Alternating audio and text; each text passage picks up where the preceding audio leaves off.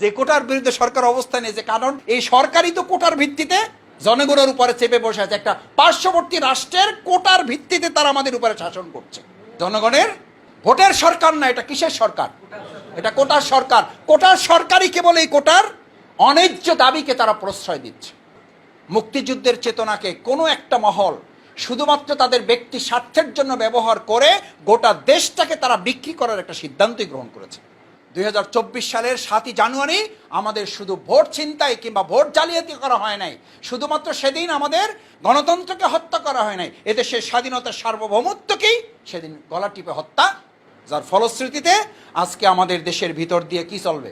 Train চলবে, যার ভিতর দিয়ে আজকে আমাদের তিস্তা চুক্তি তাদের মতো করে তারা একটা সম্পাদন করে দিচ্ছে। যখন আমাদের পানি উত্তর অঞ্চলে দরকার হয় তখন তারা নদীটা বন্ধ করে রাখে, আমাদের ওই মাঠগুলোকে খাখা করে মঙ্গা বানিয়ে দেয় তারা। যখন আমাদের পানির প্রয়োজন হয় না, বন্যা বৃষ্টি হয়, তখন তারা গেটগুলো, এই হচ্ছে আমাদের বন্ধু, এই হচ্ছে আমাদের প্রতিবেশী, এবং এই বন্ধুত্বের সাথে সম্পর্ক রক্ষা করলে নাকি আমরা উন্নয়নের রোল মডেল তৈরি করতে পারবো না। এটা হচ্ছে এই সরকারের আওড়ানো বুলি। দুর্ভাগ্য। শেরেবাংলায় কে ফজলুল হকের একটা কথা আপনাদের ভালোই মনে থাকার কথা, পার্শ্ববর্তী প্রতিবেশী রাষ্ট্রের মতো এরকম একটা বন্ধু যাদের থাকে তাদের পৃথিবীতে আর কোনো শত্রুর। এটা কি আমার কথা না, জামাতের কথা, নাকি শেরেবাংলায় কে ফজলুল হকের কথা? যখন বুঝবা তোমার প্রতিবেশী রাষ্ট্র তোমার পক্ষে অবলম্বন করছে, তখন বুঝবা তোমার দেশে 12টা বেজে গেছে। যখন বুঝবা তোমার পার্শ্ববর্তী রাষ্ট্র তোমার বিরোধিতা করছে, তখন বুঝবা তোমার দেশ যথাযথ পথে এগিয়ে যাচ্ছে। বাংলাদেশ জামাত ইসলামী সেই পলিসি নিয়েছে বলে 40 বছর আগের জামাতের সেই শঙ্কা, জামাতের সেই উদ্বেগ আজকে সত্যে পরিণত হয়েছে। উপস্থিত আজকের এই প্রোগ্রামের সম্মানিত ডেলিগেট, আমাদের প্রাণপ্রিয় এবং সম্মানিত বাছাইকৃত অগ্রসর কর্মী ভাইয়েরা, ভালো আছেন আপনারা সবাই? আলহামদুলিল্লাহ। আমরা আমাদের এই প্রিয় সংগঠন বাংলাদেশ জামাত ইসলামী এই কাফেলায় সম্পৃক্ত হয়েছি মূলত 3টি কারণ। কয়টি কারণ একটু বলেন? 3টি কারণ। নাম্বার 1 হচ্ছে আমরা এই সংগঠনে সম্পৃক্ত হয়েছি, আল্লাহ তাআলার সন্তুষ্টি অর্জন হচ্ছে আমাদের মূল লক্ষ্য। কার সন্তুষ্টি? আল্লাহর সন্তুষ্টি। আল্লাহর সন্তুষ্টি অর্জন করতে পারলেই কেবল আপনি আপনার ছেলের সন্তুষ্টি অর্জন করতে পারবেন। এটা দুনিয়ার কথা বলতেছি। আল্লাহর সন্তুষ্টি অর্জন করতে পারলেই কেবল আপনি আপনার স্ত্রীর সন্তুষ্টি অর্জন করতে পারবেন। আল্লাহর সন্তুষ্টি অর্জন করা ছাড়া দুনিয়ায় আপনার ফ্ল্যাট, গাড়ি, বাড়ি, প্লট, ডেজিগনেশন, স্ট্যাটাস, মর্যাদা সব হবে, কিন্তু শুধু সন্তুষ্টি আপনি অর্জন করতে পারবেন না। কারণ সন্তুষ্টিটা নির্ধারিত হয় কার পক্ষ থেকে? আল্লাহর পক্ষ থেকে। সেই জন্য আজকে এখানে যারা আমরা আছি, ইসলামী আন্দোলন হচ্ছে আল্লাহ তাআলার সন্তুষ্টির একটি বড় মাধ্যম। এই কাজ যারা করবে, ইন্নাল্লাযীনা আমানু ওয়াল্লাযীনা হাজারু ওয়া জাহাদু ফি সাবিলিল্লাহ, এই কাজ যারা করবে তাদেরকে বলা হয়েছে যে আল্লাহ তাআলার পক্ষ থেকে বিরহমাতিহি, তাদের জন্য রহমত, দারাজাতিন মিন ইনদাল্লাহ, আল্লাহর কাছে তাদের অনেক সম্মান এবং মর্যাদা নির্ধারিত করা আছে। শুধু তাই বলা হয় নাই, এর সাথে এটাও বলা হয়েছে যে অতঃপর যারা এই ইসলামী আন্দোলনে সামিল হলো, আল্লাহর দ্বীন কায়েমের কাজে সম্পৃক্ত হলো, তারপর যারা এখানে বায়াত গ্রহণ করলো, শপথ গ্রহণ করলো বা শপথ গ্রহণ করবে, তাদেরকে ফাবাশশির হুম, তাদেরকে কি দাও? সুসংবাদ দাও, তাদের জন্য সুসংবাদ। অতঃপর তারা যেন সুসংবাদে গ্রহণ করে এবং সুসংবাদের অধিকারী হয়। তাহলে আল্লাহ তাআলার পক্ষ থেকে কেউ সুসংবাদ পাওয়া মানেই হচ্ছে তিনি আল্লাহর সন্তুষ্টির একজন গোলাম বা তার বান্দা হিসেবে তিনি চিহ্নিত। যে কথা সূরা ফজরের 27 নম্বর আয়াতে বলা হয়েছে, ইয়া আইয়াতুহান নাফসুল মুতমাইন্না, সে সন্তুষ্ট চিত্তের অধিকারী হবে। সে সন্তুষ্ট চিত্তের অধিকারী হবে। তার বৈশিষ্ট্য কি? ফাদখুলি ফি ইবাদি, সে কার গোলাম হবে? ভালো করে বলেন। না টাকার, না সম্মানের, না মর্যাদার, না ফ্ল্যাট, প্লট, চাকরির, না ব্যবসার, না স্ত্রী সন্তানের ভালোবাসার। আমরা আজকে থেকে গোলাম কার? আল্লাহর গোলাম হলে আপনার জন্য আল্লাহর সন্তুষ্টিটা বরাদ্দ। আর সেই সন্তুষ্টির জন্যই আমরা তার গোলামি করতে চাই, আর তার গোলামি করার জন্যই বাংলাদেশ জামাত ইসলামীতে আমরা সম্পৃক্ত হয়েছি। আলহামদুলিল্লাহ। এখন সম্পৃক্ত হয়ে আপনি ইয়া আইয়াতুহান নাফসুল মুতমাইন্না, এই তার সন্তুষ্ট চিত্তের অধিকারী হতে পারার বৈশিষ্ট্য কি বলা হয়েছে? ফাদখুলি ফি ইবাদি, সে আল্লাহর গোলাম হবে। আর আল্লাহর গোলাম হলে আল্লাহর সন্তুষ্টি যদি সে নির্ধারিত করতে পারে, অদখুলি জান্নাতি, সুবহানাল্লাহ, সে শুধু আল্লাহর গোলামই হবে না, আল্লাহর সন্তুষ্টির অধিকারী হওয়া মানে সে কোথায় যাবে? পারা যাবে ইনশাআল্লাহ। ইনশাআল্লাহ। এটা হলো 1 নম্বর কথা, যে আমরা কার সন্তুষ্টির জন্য এই কাফেলায় এসেছি?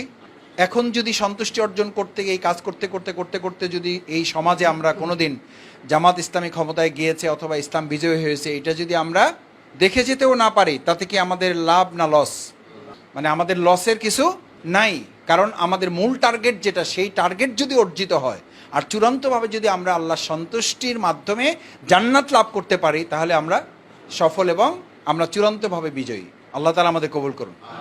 এটা হলো 1 নম্বর কথা। 2 নম্বর হলো, আল্লাহ তাআলা আপনাকে পৃথিবীতে পাঠিয়েছেন ইবাদতের জন্য এবং একই সাথে পরীক্ষার জন্য। ছাত্রদের দায়িত্ব 2টা, একটা হলো পড়ালেখাও করবে, আবার পরীক্ষাটাকে ধরেন ইবাদত হিসাবে, মানে পড়ালেখাটাকে ধরেন ইবাদত হিসাবে, আর পরীক্ষা কেন্দ্রে যাওয়াটাকে ধরেন পরীক্ষা হিসাবে। এখন কোনো ছাত্র যদি বলে যে আমি শুধু পড়াশোনা করব, টিউশনি করব, কোচিং করব, স্কুলে যাব নিয়মিত, কিন্তু পরীক্ষার সময় আমি হলে যাব না, কারণ পরীক্ষাকে আমি কি পাই?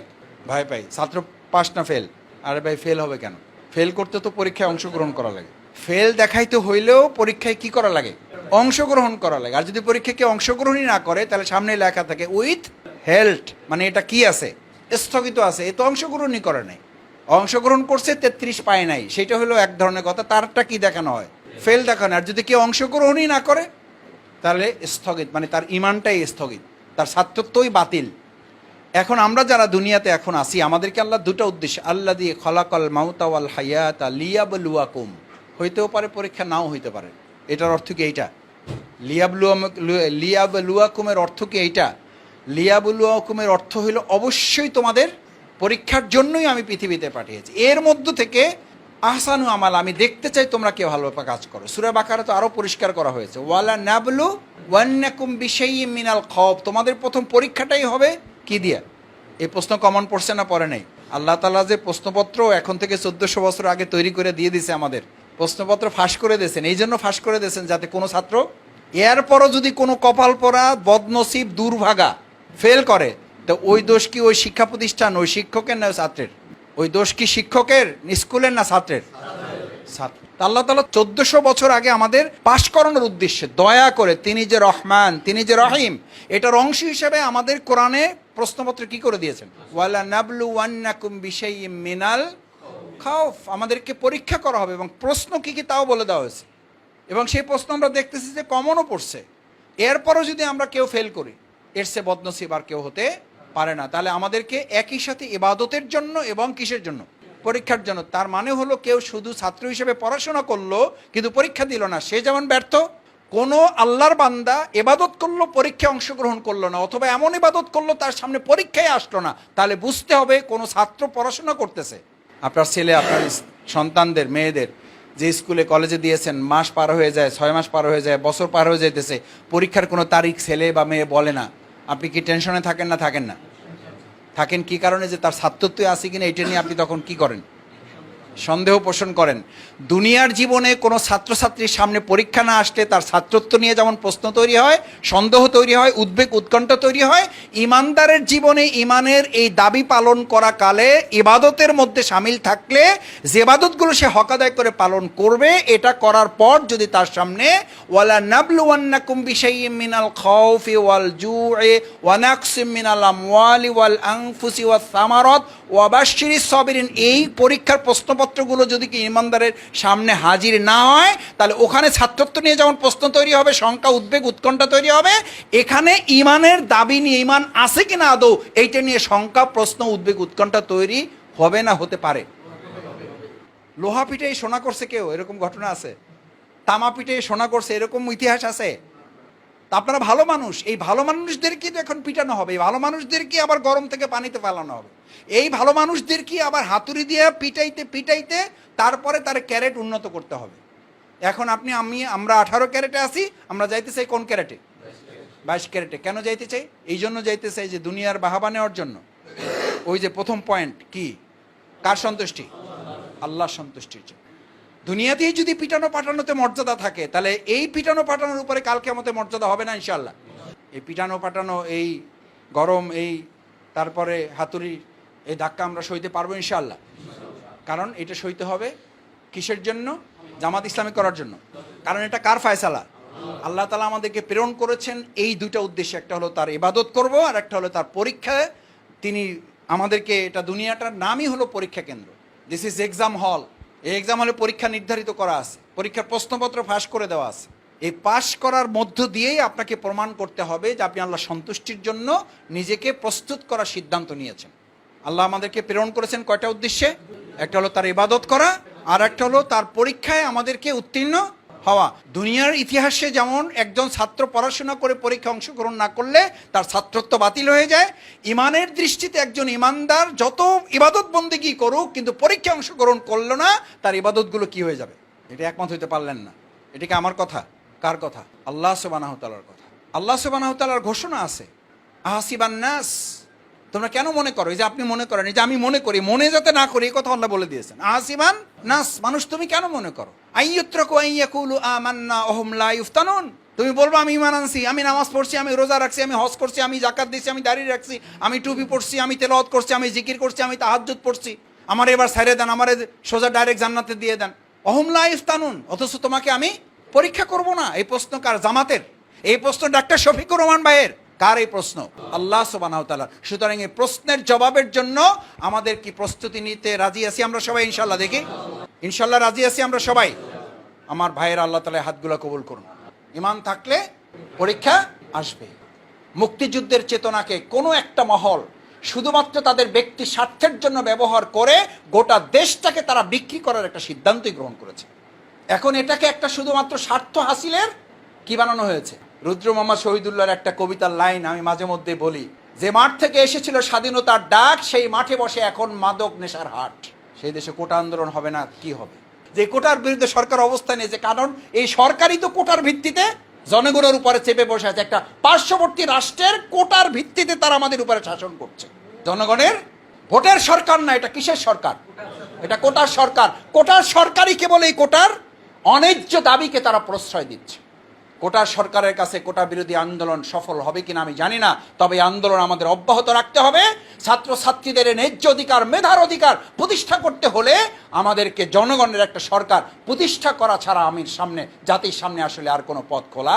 যেদিন ভোটের অধিকার হরণ হয়েছে সেদিন এই বাংলাদেশের মানুষের স্বাধীনতা সার্বভৌমত্বের অধিকারকে ছিনতাই করা হয়েছে। 2024 সালের 7ই জানুয়ারি আমাদের শুধু ভোট ছিনতাই কিংবা ভোট জালিয়াতি করা হয় নাই, শুধুমাত্র সেদিন আমাদের গণতন্ত্রকে হত্যা করা হয় নাই, এদেশের স্বাধীনতার সার্বভৌমত্বকেই সেদিন গলা টিপে হত্যা, যার ফলশ্রুতিতে আজকে আমাদের দেশের ভিতর দিয়ে কি চলবে? ট্রেন চলবে, যার ভিতর দিয়ে আজকে আমাদের তিস্তা চুক্তি তাদের মতো করে তারা একটা সম্পাদন করে দিচ্ছে। যখন আমাদের পানি উত্তর অঞ্চলে দরকার হয় তখন তারা বরং নদীটা বন্ধ করে রাখে, আমাদের ওই মাঠগুলোকে খাখা করে মঙ্গ বানিয়ে দেয় তারা। যখন আমাদের পানির প্রয়োজন হয় না, বন্যা বৃষ্টি হয়, তখন তারা গেটগুলো, এই হচ্ছে আমাদের বন্ধু, এই হচ্ছে আমাদের প্রতিবেশী, এবং এই বন্ধুত্বের সাথে সম্পর্ক রক্ষা করলে নাকি আমরা উন্নয়নের রোল মডেল তৈরি করতে পারবো না। এটা হচ্ছে এই সরকারের আওড়ানো বলি। দুর্ভাগ্য। শেরে বাংলায় কে ফজলুল হকের একটা কথা আপনাদের ভালোই মনে থাকার কথা, পার্শ্ববর্তী প্রতিবেশী রাষ্ট্রের মতো এরকম একটা বন্ধু যাদের থাকে তাদের পৃথিবীতে আর কোনো শত্রুর।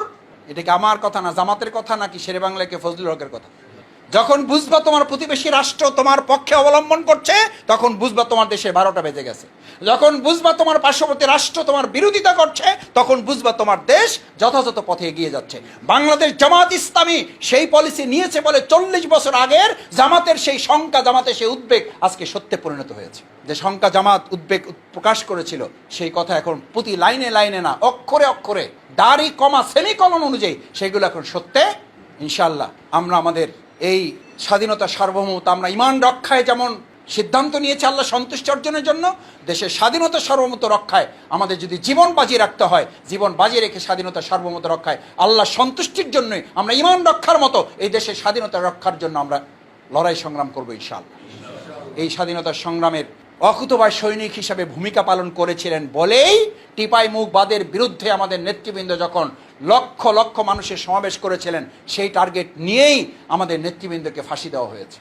আজকে সর্বশেষ আন্তর্জাতিক পর্যবেক্ষক মহল, আপনারা দেখেছেন ইউটিউবে সংবাদ মাধ্যমগুলোতে এসেছে যে আন্তর্জাতিক পর্যবেক্ষক মহল মানে তাদের মতামত দিয়েছে, আদালতের রায় আমাদের সামনে এসেছে যে বাংলাদেশে যে ট্রাইব্যুনালে রায় দেওয়া হয়েছে সেই রায়ে বিচারকদের কোনো স্বাধীনতা ছিল না। এই কথা আমরা বহু আগে বলেছি, আর এখন আন্তর্জাতিক পর্যবেক্ষক মহল এই সিদ্ধান্ত জানিয়েছে। ইনশাআল্লাহ এই বিচারিক হত্যাকাণ্ডের মাধ্যমে আমাদের নেতৃবৃন্দকে যারা অন্যায়ভাবে ফাঁসি দিয়েছেন তাদের বিচার জনগণে বাংলাদেশের মাটিতে একদিন করবে।